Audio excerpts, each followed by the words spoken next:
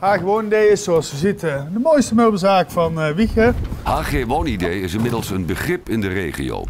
Het bedrijf produceerde oorspronkelijk enkel meubels, maar is tegenwoordig veel breder ingericht. Voor een mooi kast op maat, totale woninginrichting, gordijnen en eigenlijk een totaalplaatje om het hele huis fantastisch in te kunnen richten. In 2017 heb ik dit bedrijf over mogen nemen, waar ik zeer trots op ben. Ik ben de derde generatie inmiddels. De vierde is al die is er al. Die is niet op komst, die is er al. En die zit al met smacht te wachten op een mooie overname, denk ik. Om dit familiebedrijf voor te zetten. Een echt familiebedrijf dus. Maar wie zijn de grondleggers van HG Woonidee? Dat zijn mijn vader en moeder, zijn met HG Woonidee gestart. Maar mijn opa heeft de roots gelegd in Megen met meubelfabriek Unicum, 66 jaar geleden. Toen is hij naar Wijchen verhuisd, wat vroeger de Beukenmeubelen was. Dat was van mijn opa en van een compagnon. En dat was een hele grote meubelfabriek en daar maakten ze slaapkamers, kasten. In 1980 nam Gerard van Elk het bedrijf over van zijn vader. Maar dit bleek een zwaar jaar te worden. Bij een grote brand kwam het hele bedrijf in de as te liggen. Tot overmaat van ramp kreeg de vader van Gerard een hartaanval en mocht daarna niet meer werken. Omdat Gerard zelf al vanaf zijn 16e in de zaak werkte, heeft hij de schouders eronder gezet en is met de meubelfabriek verder gegaan. Toen was het de Beukenmeubelen en de meubelfabriek Crescendo. En dat heeft hij uitgebouwd tot echt een productielijn met alleen maar tafels maken. In 1988 verhuist Gerard naar de Nieuweweg 285 en verandert de naam in HG Woonidee. Hiermee wordt het leveren van de totale wooninrichting een feit. Het begin van de grote groei is eigenlijk pas geweest nadat de klant in de winkel kwam en die vroeg om een kast op maat. Daar is eigenlijk de groei mee begonnen. Die kast die hebben we gemaakt en die klant was zo tevreden dat we nog een kast gemaakt hebben voor een showroom en daardoor is het balletje gaan rollen. We hebben 6 jaar lang op de woonbeurs gestaan in Amsterdam en daar stonden we met kasten op maat, boekenkasten, tv-meubels, noem het maar op. En daardoor trokken we eigenlijk klanten vanuit door heel Nederland heen. En dan kom je uiteindelijk ook klanten die hebben weer een huis in Portugal, die hebben weer een huis op Curaçao. En zodoende leveren we ook eigenlijk in het buitenland.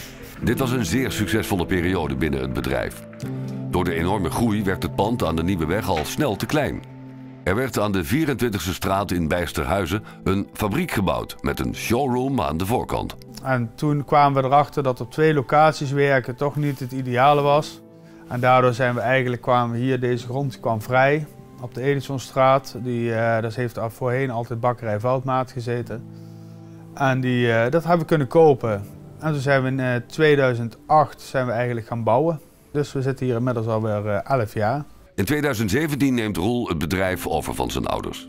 Hierbij had hij enkele ideeën die wederom een succes waren voor HG Woonidee.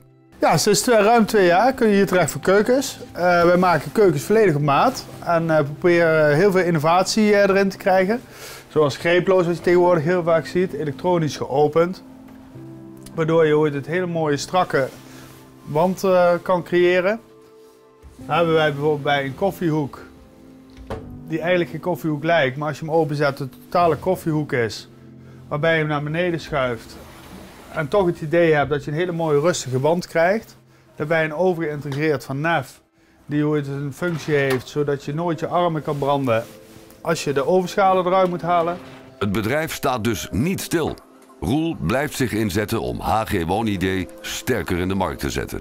Daarbij is er op mijn pad gekomen voor een klein halfjaartje geleden een bedrijf over te nemen. Dat bedrijf is Winia uit Venlo.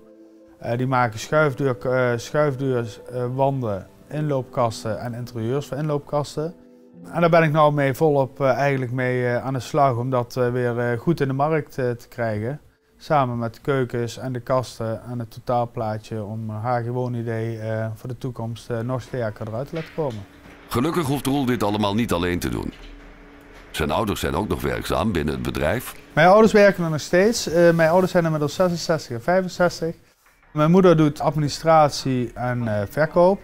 En mijn vader die doet het meten, tekenen van kasten. Mijn vader die zal altijd hier rond blijven lopen, want dat is gewoon zijn passie. Daar wordt hij gelukkig van, dat is zijn ding.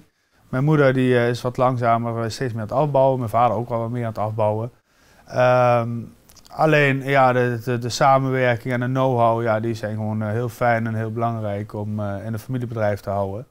En daardoor kun je ook verder groeien. En die know-how kan Roel zelf ook doorgeven. De vierde zit er klaar. Hoop ik, en anders maar niet. Dat mag ook trouwens. Ja. Als hij daar ooit het extra passie in vindt, dan zou ik dat heel mooi vinden. Ja. Maar als hij iets anders wil worden, als hij stratenmaker worden, zou mij allemaal helemaal niks uitmaken. HG Woonidee timmert dus nog steeds hard aan de weg. De kracht van het bedrijf zit hem dus vooral in de totaalinterieurs. Dus als je binnenkomt dat er niks staat en daar gewoon een complete woning, dus met raambekleding, vloerkleden, kasten, bankstellen, het hele totaalplaatje helemaal af kan maken. En dat je echt de glimlach van de mensen op het gezicht ziet van, ja, dit is wat we altijd hebben gewild. En daar mensen kunnen helpen. Dat is mijn passie.